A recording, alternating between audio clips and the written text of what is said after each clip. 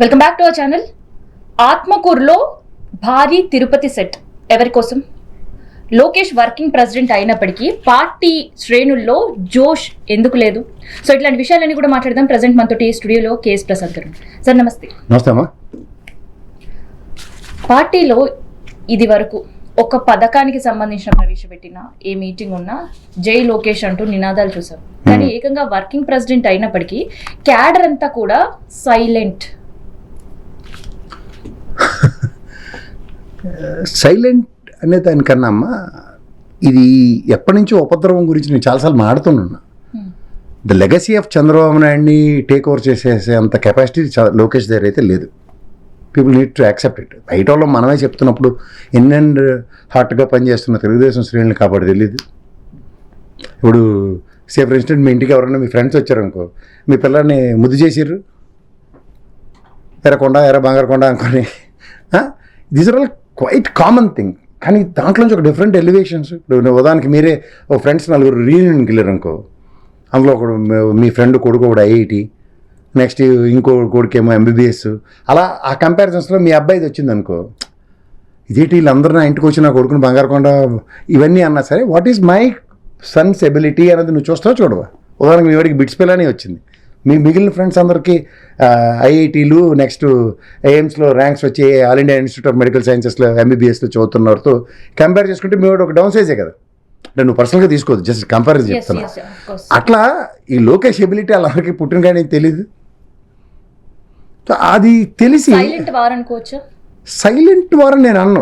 నేను ఎప్పటి నుంచో చెప్తున్నాను, లోకేష్ కనుక టేక్ ఓవర్ అన్నప్పుడు రామారావు గారికి ఎలాంటి వెన్నుపోటు తగిలిందో, అంటే వెన్నుపోటు అంటే నాయకత్వాన్ని యాక్సెప్ట్ చేయని తెలుగుదేశం ఎలా టేక్ ఓవర్ చేయడానికి సిద్ధంగా ఉంటుందో, అప్పుడు ఖచ్చితంగా కొత్త నాయకుడు ఎమర్జ్ అవుతాడు. తెలుగుదేశంకి రామారావు వర్సెస్ చంద్రబాబు నాయుడు అన్న దగ్గర చంద్రబాబు నాయుడులో నాయకత్వాన్ని చూసి రామారావులో నాయకత్వం చూడకపోబట్టి, ఇది గమనించు. సో సొంత ఎజెండాలు, తర్వాత చిన్నపిల్లల వేషాలు, కోతి వేషాలు అన్నవి తెలుగుదేశంలో టాలరెన్స్ జీరో. అది అధినాయకుడైనా సరే నో కాంప్రమైజ్. ఇది is the proven track of Telugu Desam. అది చాలామంది అది గ్రహించాలి. సో అది గ్రహించే ప్రాసెస్లో ఏంటంటే, సడన్గా మా వాడిని ఎమ్మెల్సీ చేస్తాం, మా వాడిని మినిస్టర్ చేస్తాం, తర్వాత మళ్ళీ ఎమ్మెల్యే కింద గెలిపించేసుకున్నాం, నెక్స్ట్ ఆయన క్యాబినెట్లో ఉన్నాడు, నెంబర్ 2 పొజిషను, వర్కింగ్ ప్రెసిడెంట్ ఇచ్చాం, రేపు పొద్దున్న ముఖ్యమంత్రి సీట్ని కూర్చోబెట్టేస్తాం అని అన్నప్పుడు పర్ముటేషన్స్ అండ్ కాంబినేషన్స్ ప్రతి రాజకీయ నాయకుడికి ఉంటుంది. అది ఈక్వేషన్స్లో వాడు ఎలా మినిస్టర్ అవుదాం, తర్వాత ఎలా అధిరోహిద్దాం, అధిష్టానాన్ని కాంకర్ చేద్దాం అన్న దగ్గర ఆలోచిస్తూ ఉంటున్నాడు. అయితే ఇది కేవలం టీడీపీ మాత్రమే కాదు, దానికి కూటమి ప్రభుత్వం సపోర్ట్ చేయాల్సిన పరిస్థితి ఉంటాయి. అటు కాంగ్రెస్ కావచ్చు, లేదంటే ఇటు పవన్ కళ్యాణ్ కావచ్చు. కాంగ్రెస్ బాగా చెప్పు, ఎందుకంటే they become part and parcels of TDP కాబట్టి స్వయం ప్రతిపత్తి కోల్పోయి పరాన్న జీవుల్లో బతుకుతున్న కాంగ్రెస్ కూడా లోకేష్కి సపోర్ట్ ఇస్తుందంటే అంతకన్నా దౌర్భాగ్యం లేదు. ఊరికే పకోడి కబుర్లు చెప్తుంది కదా, మా నాన్నగారు ఆశయం రాహుల్ గాంధీని ప్రధానమంత్రిని చేద్దాం, దాని ఆశయం అయినా మారిపోయింది ఏంటి షర్మిలమ్మకి, లోకేష్ని ముఖ్యమంత్రిని చేద్దామని. సో అంటే ఇదే కొంచెం సర్కాస్టిక్గా మనం ఏదో డిబేట్ అవుతున్నాం. కానీ అంటే నేను ఇక్కడ మీకు కూటమిలో ఎవడో పనికిరాడు, అది పవన్ కళ్యాణ్ వాడు ఎవరికో ఉపయోగం, ఆయన వల్ల ఆయనకే ఉపయోగం లేదు.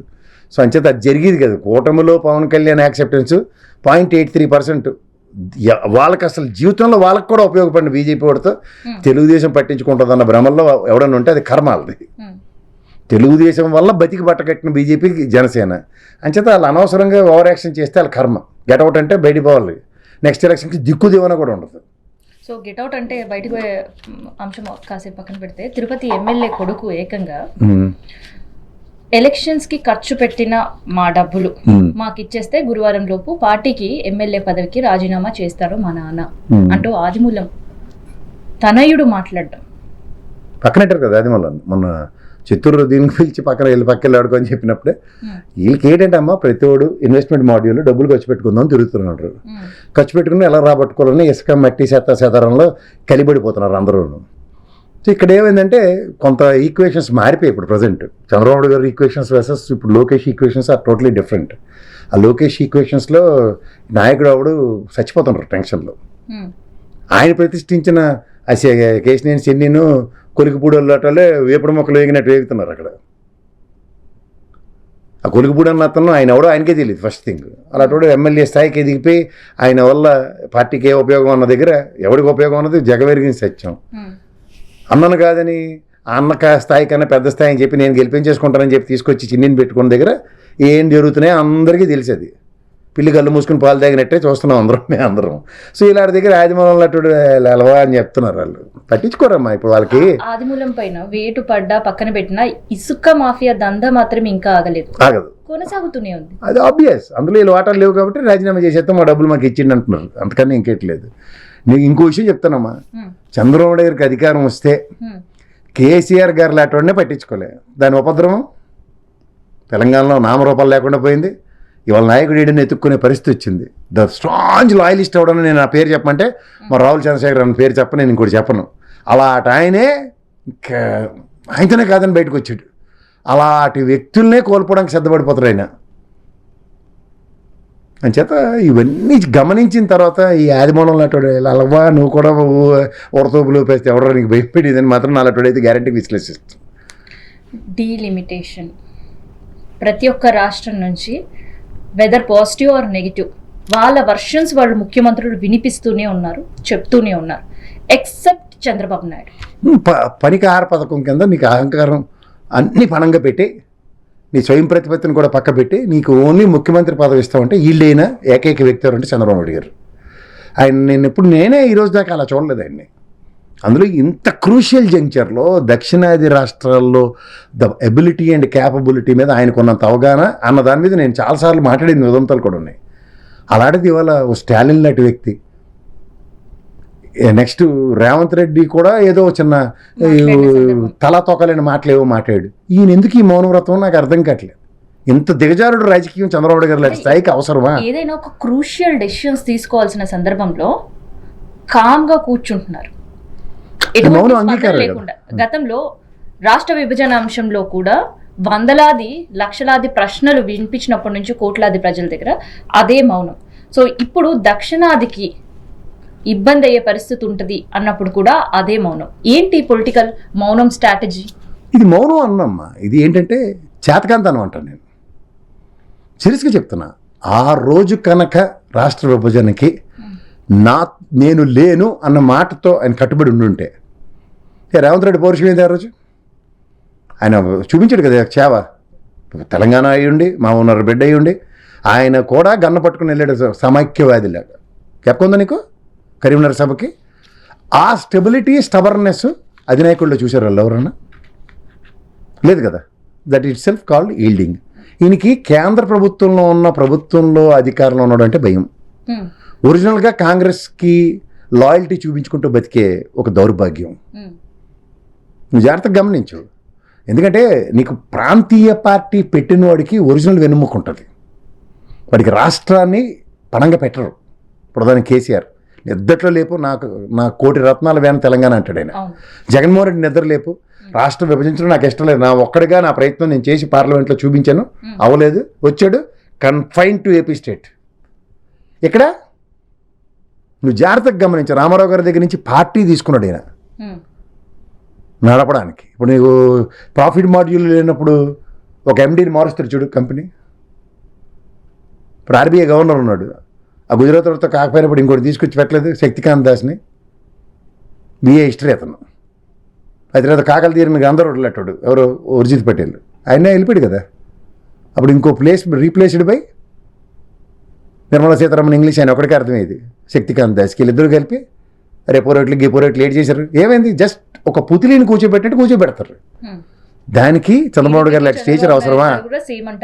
ఆబ్వియస్లీ. ఇవాళ నీకు ఒక మాట చెప్తున్నా, అయితే చంద్రబాబు నాయుడు గారికి ఒక క్యాపబిలిటీ ఉంది, లేదు కేంద్రం దగ్గర వెళ్ళి వాళ్ళ వర్షన్ వినిపించే అవకాశం ఉంది, అయినా కూడా మౌనం. నేను చెప్తుంది అదేనమ్మా. ఇప్పుడు సరైన టైంలో అస్త్రసన్యాసం చేసేయడం కానీ ఏమంటారు? యుద్ధం పీక్స్లో ఉంటుంది. అస్త్రసన్యాసం చేశానంటే అప్పుడు కృష్ణుడు ఏడ్ చేశాడు, ఇంత గడ్డెట్టాడు అర్జునుడికి, కదా తెలివితో కదవా ఎదురా ఈ టైంలో ఉన్నారు నువ్వు చేయవలసిన పని ఇదని. అవునా కదా? అది మా పెద్దనాన్న, మా ముత్తాత, మా మేనమా ఇవన్నీ అరికాయలు చెప్తుట నాటకాలు ఆడుతున్నట్టు యుద్ధంకి వచ్చి తగరాలు పడుతున్నావు నాటకాలకు ఉందని చెప్పి తోలు తీసేస్తేనే కదా యుద్ధం జరిగి ధర్మం పరిరక్షించబడింది. ఇవాళ అరికథలు వింటున్నాం కదా మనం. అవునా కదా? అలా అస్త్ర సన్యాసం చేసేస్తే ఏమనాలి? ఇప్పుడు ఉదాహరణకి ఈ దక్షిణాదికి జరుగుతున్న వివక్ష స్టాలిన్ గారు ఎలా మాడుతున్నాడు, విజయన్ గారు ఏం చెప్తున్నాడు, వెస్ట్ బెంగాల్ ఆవిడ ఎలక్షన్ పెట్టుకుని స్టాలిన్ గారు ఎలక్షన్ పెట్టుకుని వాళ్ళు మాడుతున్న తీరు చూడు. ఇంక దేనికైనా పనికొస్తామా? ఆ ఉత్తరాదిన బీహార్ ఉత్తరప్రదేశ్లో మరతెట్టి చంపేస్తుంటే ముష్టివేద వల్ల బతకాలి మనం. ఏ పౌరుషాలు లేవు వీళ్ళు. కానీ నాకు అర్థంగా గుంటూరు పక్కనే కదా ఆ మిరపకాయలు ఏడి చేసి చేస్తున్నారు. ఒళ్ళు మండిపోతుందమ్మా. నేను మళ్ళీ చెప్తున్నాను, ఇవాళ పతివ్రత శిరోమణిలాగా అచ్చాని పచ్చపూసల అమిత్ షా నరేంద్ర మోడీ మారుతుంటే నిన్న 214 మంది ఆబ్సెంట్ అయ్యారు. వాళ్ళని దేశద్రోహ చట్టం కింద పెట్టి తన్నాలి అసలు ఫస్ట్ ఆ ఎంపీలని. 333 మంది అంత హాజరయ్యారు. ఆ ఓటింగ్ అసలు వీళ్ళే పెట్టొద్దు అన్న దగ్గర వీళ్ళు ఆబ్సెంట్ ఎందుకు అయ్యారు? ఏం చేసి చేస్తున్నారు వీళ్ళు? దేనికి వీళ్ళు? ఒక రాష్ట్రానికి నిజంగా చెప్తున్నాను, అదర్ దాన్ ఉత్తరప్రదేశ్ తప్ప సీట్లు పెంచుకొని బీజేపీ దైద్రంగా చేతకాని ససవలాగా నితీష్ కుమార్ ఏమో బీజేపీని స్వాహా అని ఫస్ట్ టైం అప్పచెప్పించి పోయాడు చూడు. అక్కడికి బీహార్ లాంటి రాష్ట్రానికి కూడా ఏం కాంకర్ అవుతున్నారు? మధ్యప్రదేశ్, బీహార్, ఉత్తరప్రదేశ్ తప్ప మనం ఎవరు లేవు ఇటు పక్క. చిన్న రాష్ట్రాలను కూడా బాగా చూసుకుంటాం. ఇదే మాట వెంకయ్య నాయుడు నిలబడి మాట్లాడి చెప్పాడు, నెక్స్ట్ వచ్చేది మా ప్రభుత్వాలు చూసుకుంటారు.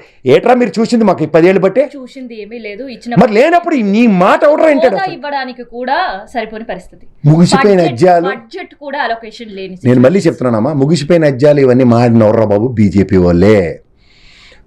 ఈ కిషన్ రెడ్డి, బండి సంజయ్ నిన్న ఎక్కడ సచ్చారు? వీళ్ళిద్దరును. రేవంత్ రెడ్డి పార్లమెంట్లో ఉన్నాడు కదా, ఏం మాట్లాడలేడు ఆయన? రేవంత్ రెడ్డి మాట్లాడడం అంటే రాష్ట్రం గురించి మాట్లాడిన ఒక రాష్ట్ర ముఖ్యమంత్రిని అబాస్పాలేడు తెలుసా? నేను నరేంద్ర మోడీ గొడవలో తీశాడు. సిగ్గైన పట్టాడా జిఎస్టీ విషయంలో?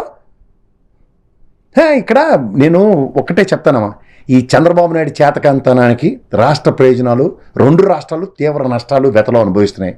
మీ దగ్గర పవర్ లేనప్పుడు ఓ బాధ, పవర్ ఉండి ఇవాళ నితీష్ కుమార్ లాగా కోతాట ఆడించవచ్చు కదా, ఆడించలేవు కదా. పోనీ నితీష్ కుమార్ ఆడించలేపాడు, మరి దేనికి మీరు కోయిలేషన్ గవర్నమెంట్ తీసుమార్కాలని మాకు చెప్తున్నారు? అరే end of the day state దక్షిణాది ద్రోహిగా మిగిలిపోయే పరిస్థితి చంద్రబాబు నాయుడు గారికి వస్తుందా? నీకు ఇది రాజకీయ చర్మాంకం అమ్మా. ది ఎండ్ బోర్డు మెల్ల పడబోతుంది, జాగ్రత్తగా గమనించుకో. నేను ఎందుకు చెప్తున్నానంటే, ఇప్పుడు సాధారణంగా ఒక మనిషి గ్రాఫ్ ఎలా ఉంటుందంటే పెరుగుతుంది. భగవంతుడు మళ్ళీ ఆయనకి ఎలాంటి అవకాశం ఇచ్చాడంటే, గ్రాఫ్ పడిపోయింది దగ్గర 23 నుంచి మళ్ళీ పెంచి 124తో గ్రాఫ్ ఎత్తి చూపించాడు. అక్కడ కూడా సస్టైనిటీ లేకుండా 23 నెలల బట్టి కాలక్షేపం చేస్తున్నాడు చూడు. 60 ఏళ్ళకి రిటైర్మెంట్ ఎందుకు ఇస్తారన్న దానికి ప్రాక్టికల్ ఎగ్జాంపుల్ ఎవరంటే చంద్రబాబు నాయుడు గారు. వీళ్ళకి రిటైర్మెంట్ ఇవ్వాలరా భయ్, వీళ్ళతో కాదని ఓ తరం పోరాట దీక్షలు చేసిండ్రు. ఒక పక్క రిటైర్మెంట్ కోసమైనా ఆత్మకూరులో తిరుపతి లాంటి ఒక పెద్ద సెట్ నవ్వుపోతారు. తిరుపతిలో అట్లా ఇక సెట్ చూపిస్తే నీకు చూడు, నీకు కూడా పంపించాను నేను కదా, డిస్ప్లే చేయి, మనం సిగ్గుపడాలి. అలా జగన్మోహన్ రెడ్డి, క్రిస్టియను, ఇదేంటి ఈ సెట్, ఇవన్నీ మాడతారు కదా. ఇవి చూడు, ఇవన్నీ ఏంటి? డిస్ప్లే చేయమ్మా, డిస్ప్లే చేయి. ఏంటి ఆ సెట్? ఎవరి కోసం? చంద్రబాబు నాయుడు గారి బర్త్డే కదా 20వ తారీఖుకి. ఇన్స్ట్రక్షన్స్ కూడా ఉన్నాయి దాంట్లో, ఇచ్చేస్తాను. ఎండ లేదు, వాన లేదు, తిరుమల సెట్ వేసుకుంటావా అని మాడరు కదా ఒక్కొక్కడు. ఇప్పుడు మాడండి ఒక్కొక్కడు. తిరుమల సెట్టే కావాల్సి వచ్చింది ఏంటి? దేవుడి గుడి సెట్ కావాల్సి వచ్చిందా మీకు ఏంటి బర్త్డే వేడుకలకి? ధర్మాన్ని రక్షిస్తా అని చెప్తున్నా పవన్ కళ్యాణ్. నీకు 2 విషయాలు చెప్తాను, అట్లీస్ట్ వద్దు ప్లీజ్ అమ్మా. నువ్వు అనవసరంగా చూడు, లేని 12th మ్యాన్ నీళ్ళు అందించారంటే వాళ్ళని తీసుకొచ్చిన రాజకీయాలు చేయమంటే ఇలాగే ఉంటుంది. ఆ 12th మ్యాన్ 14th టీంలో ఉన్నాడు అంతే, ఎవరికి ఉపయోగపడ్డా, ఆయనకే ఉపయోగపడలే. నీకు మాట చెప్తా, జాగ్రత్తగా గుర్తించి. వీళ్ళకి ఒళ్ళిపోతారు ఎలా ఉంటాయి ఇంటికి. మానబోడు రామారావు గారి విగ్రహం ఎక్కడైనా ఉంటుంది, ఆయన పెట్టాలి కూడా విగ్రహం, పెట్టారు, సంతోషం. వీళ్ళకి పోత్రం ఎలాగైపోయిందంటే రామారావు గారి విగ్రహం, నేను మొన్న రామచంద్ర యాదవ్ గారి దీనికి వెళ్ళాను దీక్ష. నాకు ఎక్కడ బాధ వచ్చిందంటే, ఎవరు సమాధానం చెప్పకపోతే నాకు సిర్రెత్తుకు వచ్చింది. ఇప్పుడు యాదవుల కులదైవం వాడు మానబోడు శ్రీకృష్ణుడు, దేవదేవుడికి శ్రీకృష్ణుడు. ఇప్పుడు శ్రీకృష్ణుడు రూపం ఎలా ఉంటుంది, ముఖారవిందం ఎలా ఉంటుంది అంటే, రామారావు గారి రూపం పెడితే ఇదేమన్నా ఇజిట్? రామారావు గారిని కృష్ణుడు విగ్రహం కింద ప్రతిష్ఠించారు అక్కడ, దానికి తీవ్ర ఆక్షేపణ వచ్చింది. గతంలో మనం తెలంగాణలో సేమ్ అదే విగ్రహాలు ఇన్స్టాలేషన్ చేస్తాము అన్నప్పుడు అప్పట్లో ఉండే బీఆర్ఎస్ ప్రభుత్వం నుంచి కావచ్చు, యాదవుల నుంచి తీవ్ర స్థాయి విమర్శలు వచ్చాయి. ఇన్స్టాల్ చేయడానికి సిద్ధంగా ఉండే విగ్రహాలను కూడా పక్కన పెట్టేశారు. ఎందుకు పెడతారంటే సెంటిమెంట్ ఒకటి. భగవంతుడమ్మా, భగవంతుడికి మనకి ముఖారవిందం ఒక రూపు ఉంటుంది, ఆ రూపుని మనం హృదయాల్లో ప్రతిష్ఠించుకుంటాం. దాన్ని సడన్గా రామారావు గారి రూపంలో ఎలా చూస్తాం? ఒకటి. రెండోది ఇంకో సింపుల్ ఎగ్జాంపుల్ చెప్తాను. ఇప్పుడు ఆంజనేయ స్వామి విగ్రహం ప్రతి దగ్గర ఉంటుంది, హైవేలో ఉంటుంది, ఎక్కడ పడితే అక్కడ ప్రతి గుళ్ళోని ప్రతిష్ఠించి ఉంటుంది. ఫస్ట్ నువ్వు విగ్రహం కనబడగానే ఏం చేస్తావు? దేవుడు విగ్రహం, రాముడు గుడి ముందు నుంచి వెళ్ళినా, లేకపోతే ఆ ఎల్లమ్మ టెంపుల్ ముందు నుంచి వెళ్ళినా, లేకపోతే పెద్దమ్మ తల్లి టెంపుల్ నుంచి వెళ్ళినా, గుడి కనబడగానే 190 మంది నమస్కారం అనుకుని వెళ్తారు కదా, బండి మీద వెళ్ళినా కార్లో వెళ్ళినా. అదే రామారావు గారి బొమ్మ కృష్ణుడు రూపంలో ఉంటే నమస్తే పెట్టుకుని వెళ్తారు కదా, అంతే కదా. రామారావు కృష్ణుడు రూపం అని ఎవడ వెళ్ళడు కదా. అంటే అక్కడ దేవుణ్ణి నువ్వు విశ్వామిత్రుడు ప్రతి సృష్టిలో ఎలా చూస్తావు? రోడ్డు మీద విగ్రహాలంటే నేను ఆంజనేయ స్వామి విగ్రహం ఉంటుంది, రూపురేఖల్లో ఏమైనా అజయ జనార్దన్ రావు రామారావు అది ఆంజనేయ స్వామి అవతారం వేసాడు కాబట్టి అజయ జనార్దన్ రావు బొమ్మలు పెట్టి ఊరుకుంటారా మీరు? జనాలు కాదు, అజయ జనార్దన్ రావు హనుమంతుడు వేషాలు వేసాడు ఆయన పూర్వకాలంలో, రామారావు గారు కాంటెంపరేటర్లు తెలుసా నీకు? ఆయన ఆంజనేయ స్వామి విగ్రహాలు పెడితే ఊరుకుంటారు. మరి ఎందుకు నువ్వే అంటున్నప్పుడు రామారావు గారి ముఖానికి కృష్ణుడు రూపం అంటే ఒప్పుకుంటారు? ఈ పట్ల లాజిక్ కూడా వాడపోతే ఎట్లా? నిజమే, కృష్ణుడు అవతారం ఆయన వేసాడు, కృష్ణుడికి ఇలా ఉండేది ఆయన, ఇదంతా ఆ రోజుల్లో సినిమా రూపంలో చూపించాడు. నిజమే, ఇవాళ వెంకటేశ్వర స్వామి అవతారం సోమన్ వేసాడు అన్నమయ్య సినిమాలో. నిజంగా నేనే సన్నయ్య ఆయన చూసి అసలు ఫస్ట్, ఎందుకంటే మనకి వెంకటేశ్వర స్వామి మీద ఉన్న ఆరాధన. రేపటి నాడు అలాంటి విగ్రహాలు కూడా చూడాల్సిన పరిస్థితి అది మనం యాక్సెప్ట్ చేస్తామా? Highly impossible. అది అంచేత ఇది రామారావు గారి స్టేచర్ని వాళ్ళే తగ్గించుకుంటారో వాళ్ళే పెంచుకుంటారో అది గమనించు. అలాగే దేవుడు గుడి సెట్ వేసి, ఇప్పుడు నువ్వు మాట్లాడకపోతే, ఇప్పుడు అదే జగన్మోహన్ రెడ్డి గారు ఇంట్లో గుడి సెట్ వేసుకుని ఆయన ఏదో చేసిందని నువ్వు ఆక్షేపించకుండా నువ్వు ఆ పని చేసావు అనుకో, ఎవ్వరు మాట్లాడవు, మేము మాకేంటి ఒళ్ళిపోయి కల్లా. నువ్వు జగన్మోహన్ రెడ్డి గారిని అంటే నీ ఇష్టం వచ్చినట్టు మాట్లాడేసి నువ్వు మళ్ళీ ఏటి తెలియని నంగనాచల సెట్ వేసాము, అందులో చంద్రబాబు నాయుడు గారి ఉత్సవాలు, చంద్రబాబు నాయుడు గారికి బర్త్డే వేడుకలు అంటే వాట్ యు మీన్? ఇది కొంచెం అంటే చాలా ఆలోచించవలసిన విషయం. అంచేత మనం ఓన్లీ అవతలని అవహేళన చేయడానికి మాత్రమే రాజకీయాలను వాడుకుంటూ ఉన్నప్పుడు నువ్వు నవ్వులపాలు అవుతున్న విషయం ఎందుకు గ్రహించట్లే? సో గతంలో ఏపీలో ఒక అయోధ్య సెట్ వేసి అక్రమంగా టికెట్లు పెట్టేదానికే చాలా రాద్ధాంతం చేశారు హిందూ సంఘాలు కావచ్చు, ఆర్ఎస్ఎస్ కావచ్చు, సంఘాలు లాంటి వాళ్ళు. కానీ ఎందుకు ఇప్పుడు నోరు మెదపట్లేదు? వాళ్ళు కుర్చీల పేర్లలో పడి ఉన్నారు, ఏదో బైబ్యాక్ ప్యాకేజ్ నడుస్తుంది అక్కడ. వీళ్ళు Vishwa Hindu Parishad, RSS just over action batch. వాళ్ళు హిందువుల పట్ల ఎప్పుడు ఉండరు. వాళ్ళకి ఎంతసేపు వాళ్ళ అయోధ్యలో రాముడి గుడి కట్టాలి, ఆయనే రాముడు, ఇంకా మనకు వీధి చివరి ఉన్న రాముల గుడి, వీళ్ళకి ఏవి కన్సిడరేషన్స్ ఉండవు. మనకి ఎన్నెన్ని నష్టాలు జరిగినా ఆడప్పుడు ప్రతిస్పందించడు. అందుకే కాంగ్రెస్ వాళ్ళు ఆర్ఎస్ఎస్ ఎదరబడి ఆయన గసిరిసి పోమన్నారు వాళ్ళని ఊరికని ఎత్తుకెత్తుకుని. మేము చిన్నప్పుడు ఆర్ఎస్ఎస్ బ్యాక్గ్రౌండ్ అని, అది కూడా వాళ్ళు సరైన టైంకి పిరికోళ్ళ పారిపోవడంలో వాళ్ళు మించిన వాళ్ళు లేరు. అందుకే మన సుప్రీంకోర్టు కూడా చూడు, అద్వానీకి, మురళీ మనోహర్ జోషికి, అమ్మవారికి, వీళ్ళకి ఎవరికి సంబంధం లేదు, అయ్యే జరగకూడదు గంటలు వాళ్ళు పిరికి పందాలు నిలబడి అయ్యో మేము వద్దు, కొట్టద్దు మమ్మల్ని బతిమాలుకుంటున్నారు. తెలుసా మీకు? బాబరీ మసీద్ తిరగకూడదని మమ్మల్ని బతిమాలుతున్నారు తీసుకెళ్ళి మమ్మల్ని. అందుకే సుప్రీంకోర్టు ఇచ్చింది వీళ్ళకి ఏడు సంబంధం లేదు, పక్కెళ్ళి ఆడుకోమని. కానీ వాళ్ళు ఇలా వేరపిల్లకాయలు దిద్దుకుని వీళ్ళ వల్లనే మా వల్లనే. నిజంగా దానికి నిలబడిన మహానుభావుడు అంటే పివి నరసింహరావు గారు అనే దేవదేవుడు. హిందువులు ఎవడన్నా దండం పెట్టుకుంటే, హిందువుల గురించి ఓవర్ యాక్షన్ చేసుకునేవాడు ఎవడన్నా ఉంటే ఆయన్ని మనసా వాచ కర్మ దేవుడుగా కొలుచుకోండి, ఆయన పివి నరసింహరావు గారు.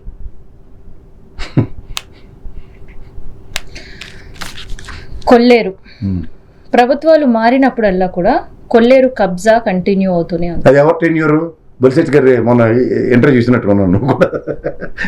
ఏకంగా ప్రెస్ మీట్ పెట్టి మరి ఈ ప్రభుత్వ హయాంలో ఇంత కబ్జా అవుతుంది, అండ్ ఆఖరికి అతి దారుణంగా 2.5 సంవత్సరాల కూటమి ప్రభుత్వంలో కూడా దాదాపు 6,000 ఎకరాలు, టోటల్ 66,000 ఎకరాలు ఎంతో లెక్క చెప్పాడు. అవును, ఏం పర్లే అన్ని. కానీ నేను చెప్తున్నాను కదా, ఈ టెన్యూర్ లాస్ట్కి చంద్రబాబు గారికి నెత్తికి ఎలాగొస్తుందంటే అలా మెల్లిగా ఓ మిల్లీగ్రామ్ డబ్బాతో అలా పోసి పోసి పోసి పోసి పోసి ఇలా 100 పాలు చేస్తే లటక్కన ఆవిడ ఉప్పు కల్లు వేసిపోతాడు. లాస్ట్కి ఆ ఉప్పు కల్లే ఇరిగిపోయిన పాలు. ఇది ఆయన జీవితం. ఇన్నాళ్ళు కష్టపడి ఆయన సాధించుకున్న పురోగతి, ప్రగతి చేతిలో ఆయన ఆబాస్ పాలు చేసుకుంటాడు. Happen to be a good administrator. ఇవన్నీ కితాబులు అందుకున్న ఆయన వాళ్ళ అడ్మినిస్ట్రేషన్లో తీవ్రమైన లోపాలు, ఒక డైవర్షన్ పాలిటిక్స్ లాగా ప్రతి దాన్ని అరెస్టులు బెదిరించి ఏదో సాధిద్దామన్న ఒక అయోమయంలో ఉన్నాడు ఆయన. అది నేను ఖచ్చితంగా చెప్పగలను. The legacy of Chandrababu Naidu ముందు నుంచి చూస్తున్నారు ఎవరన్నా, రాజశేఖర రెడ్డి గారిని చూసినా, 5 సంవత్సరాలు జగన్మోహన్ రెడ్డిని చూసినా, 5 సంవత్సరాల ముందు పార్టీ పెట్టి ఆయన పరిగెడుతున్న విధానం చూసినా, ఎవరైనా ఒక అనలిస్ట్ కానీ నాలటోడు లేకపోతే జర్నలిజం చదువుకున్న వాళ్ళు ఎవరైనా ఇలా చూసి చెప్పేస్తారు. నువ్వు ఒక వ్యక్తి గురించి మొన్న వెళ్ళొచ్చి నాకు ఒక మాట చెప్పు, నేను ఎప్పటికీ మర్చిపోనమ్మా నిన్ను. ఎందుకంటే జర్నలిస్ట్ కోణం దృక్పథం ఒకటి ఉంటుంది. నేను మీ పేరు ప్రస్తావించట్లేదు ఎందుకంటే it won't makes any sense. yes yes of course నేను అంటుంది ఏంటంటే ఒక రాజకీయ కోణంలో వాళ్ళ పనితీరు, వాళ్ళ హిస్టరీ, వాళ్ళ యొక్క ఎబిలిటీ, క్యాపబిలిటీ, కాంపిటెన్సీ, వాళ్ళు ఒక లాంగ్ సస్టైనిటీ, వీటిలన్నిటి మీద ఫస్ట్ అవగాహన ఉంది ఒక జర్నలిస్ట్. నువ్వు కాకుందో లేదు ప్రజారాజ్యం పెట్టినప్పుడు రెహానా అని మనకు జర్నలిస్ట్ ఉంటుంది, ఆవిడ చక్కగా అడిగింది మీరు లెఫ్ట్ రైట్ అని. ఆ రోజు చెప్పలేకపోయిన చిరంజీవి స్ట్రైట్ మార్గం తీసి పోయాడు బయటికి రాజకీయాల నుంచి. నువ్వు గమనించలేదు, ఇది ఎవ్వరూ ఊహించలేం. కానీ over period of time when he he's merged with Congress, subsequent లో ఆయన ఒక రాజ్యసభ అయిన దగ్గర నుంచి వ్యానిష్ అయిన పాలిటిక్స్ లోంచి చూస్తే the days Rehana statement is 100% correct. You need to have a path. అంటే ఫాలోవర్ కింద ఉండమని నేను అంటలే. ఇప్పుడు ఇవాళ ఉన్న సర్కమ్స్టాన్సెస్ లో వింగ్ మనకి రైట్ వింగా లెఫ్ట్ వింగా అన్నది ఒకటి ఉంటుంది. సో అట్లాంటివన్నీ ఒక జర్నలిస్టే చూస్తాడు. సో నేను ఎప్పటికీ నాకు అప్పుడు రెహానా ఏం ఇంత టక్కని అడిగేసింది ఈ అమ్మాయి అనుకున్నా. But after vanish in politics by Chiranjeevi అన్న దగ్గర చూస్తే వావ్, తను ఈరోజు నేను చాలా గర్వంగా చెప్తున్నాను రెహానా గురించి. ఎవరు అంచేత జర్నలిస్ట్ ఈజ్ ఆల్వేస్ జర్నలిస్ట్. తర్వాత నిన్నే చూశాను బికాస్ ఆ స్పాంటనిటీ అనేది ఉంటుంది చూడు. ఒక విషయం మీద ఒక అవగాహనతో చెప్తారు, అది ఫోర్కాస్ట్ చేస్తారనమాట. What's is long run or short run, collapsing అన్నది అది చూసినప్పుడే జర్నలిస్ట్. అది మళ్ళీ రెహానా తర్వాత నిన్నే చూసాను కావ్య. సరే, ప్రజారాజ్యంతో వ్యానిష్ అవుట్ అయిపోయిన చిరంజీవి గారు మళ్ళీ ఏపీలో అడుగు పెట్టడం, ఎంపీగా పోటీ చేయడం, ఇట్లాంటి వార్తలు కూడా వినిపిస్తుంది. పోటీ కదమ్మా, ఇప్పుడు రేపు రాజ్యసభ ఎత్తేస్తారు. ఎత్తి అప్పుడు బీజేపీ పైసలు స్టార్ట్ అవుతుంది. వాళ్ళు ఎవరు సైలెంట్ దేనికంటే అది మొత్తం బీజేపీ పరంగా. మన చూడు మూడో కంటికి తెలియకుండా విజయసాయి రెడ్డి రాజీనామా మా సత్యనారాయణ గారు కప్ చెప్పారు. అక్కడితోనే వాళ్ళు మూవ్స్ అర్థం అవ్వాలి. ఇది వాడు ఒక విధంగా చెప్తున్నాను నీకు, సామధాన దండోభేదాలు ఉంటాయి. బీజేపీ వాడు ప్రత్యక్ష ఎలక్షన్లో ఇంకో జన్మ ఎత్తాలి ప్రజెంట్ ఉన్న సినారియోలో. వాడి దురదృష్టం ఎలా ఉంటుందంటే బీజేపీ వాడికి ఒక రీజనల్ పార్టీ ఉంటే దాన్ని కబలించి కాంకర్ చేయడానికి ప్రయత్నిస్తాడు. ఇక్కడ ఏమైందంటే happen to be Telugudesam and happen to be YSRCP మెడలోంచడం ఈ లోల కాదు. సావరేవో సత్యన సస్తాను కానీ నేను తగ్గనంటాడు ఆయన జగన్మోహన్ రెడ్డి. ఈల్డ్ అవుడు ఆయన. సో ఈల్డ్ అవున వాడిని ఏం చేయాలి, ప్రెషర్ పెట్టాలి. ప్రెషర్ ఎలా ఉంటుంది, రాజ్యసభ మొత్తం కాంకర్ చేయడానికి ట్రై చేస్తున్నారు వాళ్ళు. వీళ్ళు ఎడ్డోళ్ళు అప్ప చెప్తారు. 2 పిల్లులు రొట్టె కథ నీకు తెలుసు కదా, అదే జరుగుతుంది. ఇప్పుడు నువ్వు ఇందాక అడిగి చూడు, సైలెంట్గా ఏంటండి వాళ్ళు విశ్వ హిందూ పరిషత్తులు నిక్కర్లు వేసుకుని ఆర్ఎస్ఎస్ వాళ్ళు ఎందుకు రావట్లేదు, ఏంటి చేయరని. వాళ్ళు చేయరు. వాళ్ళకి కావాల్సింది ఏంటి, మొత్తం రాజ్యసభలు ఎత్తేయాలి. 4 వస్తాయి నెక్స్ట్. ఆ 4గిట్లో చిరంజీవికి బీజేపీ పరంగా ఇస్తారు. భలే ఉంటుంది లేదు, అక్కడి నుంచి రసవత్తర రాజకీయాలు స్టార్ట్ అవుతాయి. గతంలో ఇంటి పూరు భరించలేక లోకేష్ ముఖ్యమంత్రి చేసే ప్రపోజల్స్ ఎక్కువ నడుస్తాయి. ఇంకప్పుడు చూసుకో రామారావు గారి పైన నుంచి చూడు, దేవుడు క్లైమాక్స్ ఇలా కనమన్నట్టు చూపిస్తాడు చూడు, అలా వస్తారు రామారావు గారి పైన నుంచి. ఇదిరా వెన్నుపోటు అంటే అని చూపిస్తారు. That is near. ఏమీ ఇష్యూస్ లేనప్పుడు ఒక ఇష్యూని డైవర్ట్ చేయాలి, లేదంటే ప్రజల్లో మళ్ళీ ఇచ్చిన హామీల గురించో లేదంటే రాష్ట్ర అభివృద్ధి గురించి టాక్స్ ఏమి ఉండొద్దు అంటూ డైవర్షన్ పాలిటిక్స్ అంటే కేర్ ఆఫ్ అడ్రస్ అరెస్ట్, కోర్టే మొట్టికాయలు వేసే పరిస్థితికి తీసుకొని వచ్చారు. పూడి శ్రీహరి ఉత్తరాంధ్ర ముద్దుబిడ్డ అని చెప్పాలి. ఆయన ఫస్ట్ టైం నేను ఫ్రమ్ వేర్ ఈజ్ వాట్ ఈ బిలాంగ్స్ అన్నది నేను తెలుసుకున్నాను. హైలైట్ ఏంటంటే ఇది గోల్డ్ మెడలిస్ట్ ఫ్రమ్ పచ్చల్లోడు యూనివర్సిటీ నుంచి, జర్నలిజం యూనివర్సిటీ నుంచి. అక్కడ ఒక కంపారిజన్ ఉంది. నేను ఆ పచ్చల్లోడు రాసిన హాఫ్ నాలెడ్జ్ గడు జర్నలిస్ట్ కానుడు, వాళ్ళ నాన్నంటే ఏదో పోనేది జర్నలిస్ట్ అని ఊరుకుని వాళ్ళం పెద్ద పచ్చల్లోడిని. ఈ చిన్న పచ్చల్లోడికి అయితే అసలు తెలివితేటలు కూడా లేవు. శ్రీహరి గురించి ఇష్టం వచ్చినట్టు రాశాడు. ఒక కలం పదును, ఒక కలం యొక్క ఆవశ్యకత, ఒక యూనివర్సిటీ నుంచి వచ్చినోడికి ఆ భుజాల మీద యూనివర్సిటీ బరువు ఉంటుంది. ఎస్, నేను నా రాతలతో ఆ యూనివర్సిటీని నేను డ్యామేజ్ చేయలేననే రాస్తాడు జర్నలిస్ట్. కానీ ఆ జర్నలిస్ట్ కాలేజ్ నుంచి చదువుకుని వచ్చిన ఆ వ్యక్తి గోల్డ్ మెడలిస్ట్ కలం పదును తెలిసి కూడా, ఎందుకంటే అలాంటి పిచ్చి పనులు చేశాడా చేయలేదా అన్నది it's a proven track of Srihari. నువ్వు జాగ్రత్తగా గమనించు. నేను ఇందాకలే డిస్కస్ చేస్తే 2 కోణాలు ఉన్నాయి అందులో.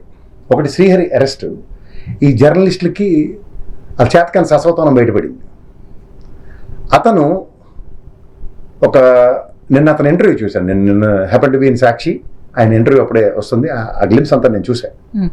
సెన్సిటివ్ లైన్స్ రెండు ఉన్నాయి. ఒకటి, ఒక journalist commitment towards certain issues మీద తీసుకున్నప్పుడు ఒక లీడర్ ఇచ్చే అప్లిఫ్ట్మెంట్ గురించి మాట్లాడాడు. రేర్గా జరుగుతుంది ఒక జర్నలిస్ట్కి ఒక నాయకుడు అతన్ని పుల్ చేయడం పైకి. It is happen to Srihari PRO పొజిషన్లో అండ్ ఇదన్న దగ్గర. రెండోది, ఆయన దగ్గర నర్సీపట్నం వాస్తవ్యుడు. ఇప్పుడు ముత్యాల నాయుడు గారికి బంధువు అని తెలిసింది. నాది యాక్చువల్గా one of my grandfather belongs to Narsipatnam. So నేను అనుకున్నా, yes, the vibrations of that respective person జాగ్రత్తగా గమనిస్తే. రెండోది, ద కమిట్మెంట్ ఆఫ్ అ నాయకుడు. ఇవాళ నువ్వు జాగ్రత్త చూడు, ఈ తపేలా ఛానళ్ళన్నీ సౌదరి కమ్యూనిటీ అప్లిఫ్ట్మెంట్ తెలుగుదేశం పరంగా ఎలా జరుగుతుందో, జగన్మోహన్ రెడ్డి దగ్గర ఇతను ఒక బీసీ యోధుడు, బీసీ జర్నలిస్ట్, అప్లిఫ్ట్మెంట్ జరుగుతుంది. తర్వాత నాయకుడి యొక్క గొప్పతనం నువ్వు జాగ్రత్తగా గమనించు. నాయకుడు కష్టాల్లో ఉన్నాడు ఆ పొజిషన్లో. అతని టెరిటరీలో ఉన్న ఒక జర్నలిస్ట్ని అరెస్ట్ చేశారు. అతను నిన్న ఇంకో మాట అన్నాడు, జగన్మోహన్ రెడ్డి శ్వాస తగిలితే అతనితో పాదయాత్ర చేశా, అతని నీడ కింద నడిస్తే తెలియని ధైర్యం ఉంటుంది. ఇంక ఆయన కోసం కాకుండా ఇంకా దేనికోసం అనుకున్నప్పుడు నాకు ఇద్దరు గ్యాప్కి వచ్చాడు. తెలుగుదేశంలో చంద్రబాబు గారు జైల్లో పెట్టినప్పుడు, తెలుగుదేశం అపోజిషన్ ఉన్నప్పుడు ఆయన టెరిటరీలో ఉన్న వాళ్ళందరూ పరారు, దేశాలు దాడిపోయారు. ఆయన సొంత కొడుకే వెళ్ళి మకా మార్చిన పరిస్థితి ఢిల్లీ. అర్థమైందా? కొడుకు సంగతి వదిలేదు, అది వేరే సంగతి. అది రాజకీయ లాబింగ్. బీజేపీ కాళ్ళు పెట్టుకుంటాను కానీ వాళ్ళ పని అవ్వలేదు. అది సర్వత్వ విషయం, అది టాపిక్ డెవలప్ అవుతుంది. సో కాల్ ఒక కన్స్ట్రక్టివ్ వేలో వెళ్ళే ఒకడు కొంప ముంచి అమెరికా పారిపోయాడు. మళ్ళీ సేమ్ క్యాస్టెడ్. కానీ ఇక్కడ నిలబడినాడు బీసీ పునాదుల మీద ఏర్పడిన తెలుగుదేశం అన్న దగ్గర బీసీ వాడు కాదు, సొంత సోదరుడే పరారు. ఇక్కడ రెడ్డి సామాజిక వర్గం ఒక అప్లిఫ్ట్మెంట్ బీసీకి ఇస్తూ ఆ జర్నలిస్ట్కి ఉన్నత స్థాయిలో కూర్చోపెట్టి, పార్టీ క్రైసిస్లో ఉన్నప్పుడు కూడా నెక్కచ్చిగా నిలబడి నిటారుగా నిలబడినాడు. అధినాయకుడు కళ్ళ ముందే జైలుకి వెళ్ళి వచ్చి తన ధీరత్వాన్ని చాటుకున్నాడు. అయినా నేను బెదరను అన్నాడు. ఇది కదా ఒక డైమెన్షన్. ఒక నాయకుడు రేడి చేసినప్పుడు ఓఎస్డి కృష్ణమోహన్ గారు ఉన్నారు, పెద్ద ఆయన, రిటైర్డ్ ఎంఆర్ఓ అతను, నాకు తెలిసి జైల్లో పెట్టారు. వచ్చి క్రమంగా తన పని తను చేసుకుంటున్నాడు. నాకు ఎవరు జ్ఞాపకం వచ్చారు తెలుసా, అలా సన్ ఆఫ్ సత్యమూర్తి సినిమాలో ముసీలు ఆవిడైపోయి గోటంతో కొట్టుకుంటూ ఉంటుంది చెక్కలు. వాళ్ళ పని వాళ్ళు చేస్తూ ఉంటారు ఇన్ ద డైరెక్షన్ ఆఫ్ ఆ సౌండ్లు అవి ఎప్పుడు రావాలి, అధినాయకుడి క్రైసిస్ వచ్చినప్పుడు, అలా ఆవిడ బయటకు వచ్చినప్పుడు. అలా క్రైసిస్ మా వాడికి వచ్చినప్పుడు మమ్మల్ని వాడుతున్నారు. ఏది అరెస్ట్లకి భయం మా అధినాయకుడికి. అధినాయకుడి కింద ఉన్నోడికే భయం లేదు, అధినాయకుడికి ఇంకేం భయం ఉంటుందనే ఇండికేషన్స్ వెళ్తున్నాయి. చూసుకో నువ్వు జాగ్రత్తగా. మొన్నట్టు టాపిక్ డైవర్షన్, నెల్లూరు వెళ్ళినప్పుడు అంతా టాపిక్ శ్రీహరి గారి మీద అన్న దగ్గర నేను చేయవలసిన పని చేస్తేనే నెల్లూరు ఆయన వెళ్ళిపోయాడు. ఇప్పుడు నన్ను అరెస్ట్ చేస్తేనేంటి, నన్ను పేరెంటాకి పిలిస్తే ఆయనే నెల్లూరు వెళ్ళలే కదా, శ్రీహరి వచ్చి ఎత్తుకెళ్ళారు. ఇటు పక్క అంతా అంటే ఆయన కార్యక్రమం యాజ్ పర్ డిజైన్ బ్రహ్మాండంగా నడిచినట్టే కదా. శ్రీహరి ప్రెజెన్స్ మేక్ సెన్స్ అన్నది, non presence also make sense. అంటే వెనకుండి నడిపించేవాడు ఎవడైతే ఉంటాడో వాడు సక్రమైన మార్గంలో ట్రాక్ చేసేయడం అర్థం కదా. మీ వాళ్ళు ఈ కంపారిజన్ చేసుకో. దేశాలు దాటించడం అంత సులువు కాదు కదా, ధైర్యాన్ని దాటించలేవు కదా. ఆ మొక్కమని ధైర్యం కనబడింది కదా. నువ్వు అన్నట్టు అరెస్ట్ చేసి భయం పెడదామని భయం పడలే కదా. టాపిక్ డైవర్ట్ అయిపోతుంది, నెల్లూరు రిటెన్షన్ అంతా శ్రీహరి మీద వెళ్ళిపోతుందంటే సాక్షి రెడ్డి ఛానల్లో స్క్రోలింగ్ వేసి వదిలేసుకున్నారు. ఇవాళ చూపిస్తున్నారు ఎలివేషన్స్, డిబేట్లో ఆయన టాపిక్ మాట్లాడుతున్నారు. ఓన్లీ ఒక డైవర్షన్ పాలిటిక్స్ లో తీసుకోవచ్చు. ఇప్పుడు నీకు పల్లె ఉన్నాడు ఏం చేస్తారమ్మా, పిల్లతల గురికేయడానికి సామెత ఉంటుంది కదా. ఇప్పుడు చంద్రబాబు నాయుడు లాంటి వ్యక్తికే పని పెట్టకుండా పిల్లతల గురికే కార్యక్రమం పెట్టారు. అదే కదా ఈ డైవర్షన్ పాలిటిక్స్. ఈ చెత్త చెదరం ఆయన స్థాయికి ఆయన చేసుకుంటాడంటే యస్ టు ఇంట్రోస్పెక్ట్ హిమ్సెల్ఫ్. ఆయన ప్రక్షాళించుకోవాలి. What the hell is taking place for me అని. అది జరుగుతుందా? నాకు ఆయన కొన్ని ఫంక్షన్స్లోనూ అట్లను మనవాళ్ళతో ఆడుకోవడం, మనవాళ్ళతో కుస్తీలు రెజ్లింగ్లు చూస్తుంటే నాకు అనిపిస్తుంది పెద్ద ఆయన రిటైర్మెంట్ ఏజ్లో పిల్లలతో ఎంజాయ్ చేస్తాను అనుకున్నా. కానీ పాలిటిక్స్లో కూడా అదే పని పెట్టారు. Thank you sir.